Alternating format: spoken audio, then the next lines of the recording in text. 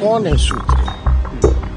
ये वही सूत्र हैं जो इस्लामाबाद, कराची, लाहौर जो कब्जा करवा रहे थे। ये सूत्र को हम लोग जो समझते हैं। शॉकिंग है कि वो इस तरह के भाषा का प्रयोग कर रहे हैं। इनका कहने का मतलब ये है कि उस समय हम लोग 3-3, 4-4 लाख वोट से चुनाव हारे, तो क्या विदेशियों ने नरेंद्र मोदी जी को वोट दिया? ऐसे शब्द का प्रयोग करते हैं जो जिसको मतलब आदमी बाइट में भी वापस नहीं बोल सकता है। और सिर्फ आप ही नहीं, आपके तमाम नेतागण भी हम लोग देख रहे हैं बिहार बंद के बाद जैसे एक बौखलाहट सा हो गया है राजद के नेताओं में। कौन है सूत्र?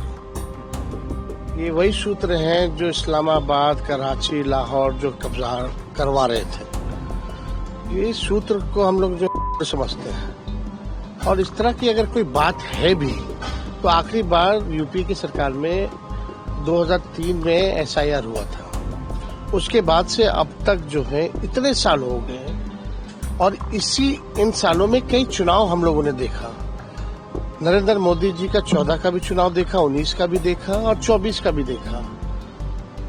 यानी इनका कहने का मतलब ये है कि उस समय हम लोग 3-3, 4-4 लाख वोट से चुनाव हारे, तो क्या विदेशियों ने नरेंद्र मोदी जी को वोट दिया?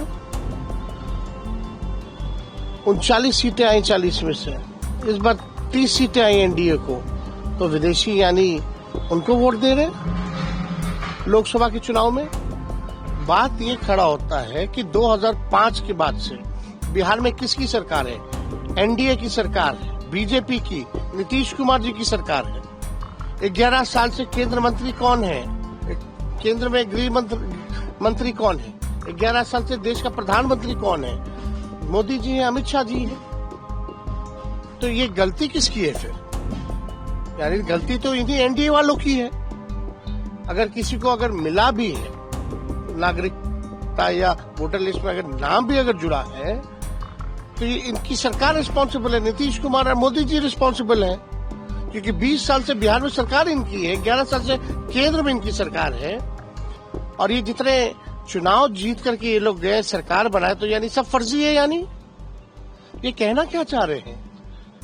नेपाल की जहां तक बात है, आप जानते हैं बिहार का रोटी और बेटी का संबंध रहा है।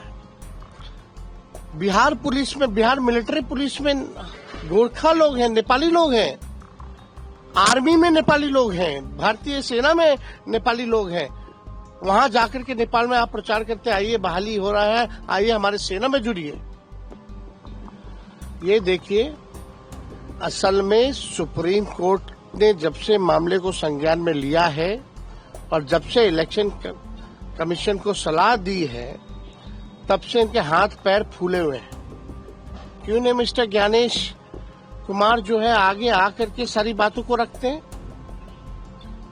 अभी कहेंगे कि फलना, अभी ग्राउंड बनाने की बात की जा रही है, फिर बोलेंगे इनके पास कुछ कहने के लिए है नहीं सुप्रीम कोर्ट में कि फर्जी वोटर्स है, फर्जी वोटर्स है। शॉकिंग है कि वो इस तरह के भाषा का प्रयोग कर रहे हैं। हमेशा जो आप राजनीति में जब आ जाते हैं तो इतना तो हमसे ज़्यादा लंबे समय से है, तो इतनी तो जानकारी उनको होनी ही चाहिए कि राजनीति में किस भाषा का उपयोग करना चाहिए। और जो भी हमारे तमाम बड़े बुजुर्ग हैं या हमसे उम्र में बड़े हैं या हमारे युवा साथी हैं, वो सारा हम लोग का बात सुनते हैं। हम लोग जनप्रतिनिधि हैं, हम लोग बिहार को रिप्रेजेंट करते हैं, हम लोग बिहार के बारे में बात करते हैं, बिहार के बच्चे हैं।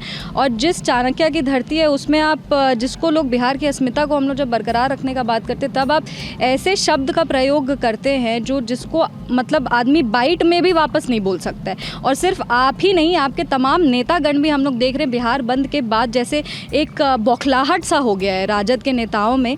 जिस तरह से उन्होंने अपने कार्यकर्ता को, वो पप्पू यादव जी हों, वो कन्हैया कुमार जी हों, जिस तरह से उनको ट्रीट किया गया है, इंडी गठबंधन के जितने भी कार्यकर्ता हैं, जिस तरह से विधायक के सामने अपशब्द का प्रयोग किया जा रहा है मंच पर से, जिस तरह से आज तेजस्वी यादव जी ने खुद कहा है, अरे बहुत मर्यादा के तहत आप बहुत सारे ऐसे शब्द हैं हिंदी भाषा में जिसको आप यूज़ कर सकते हैं, कड़ी आलोचना कर सकते हैं, आप उसके खिलाफ आप आवाज़ उठा सकते हैं।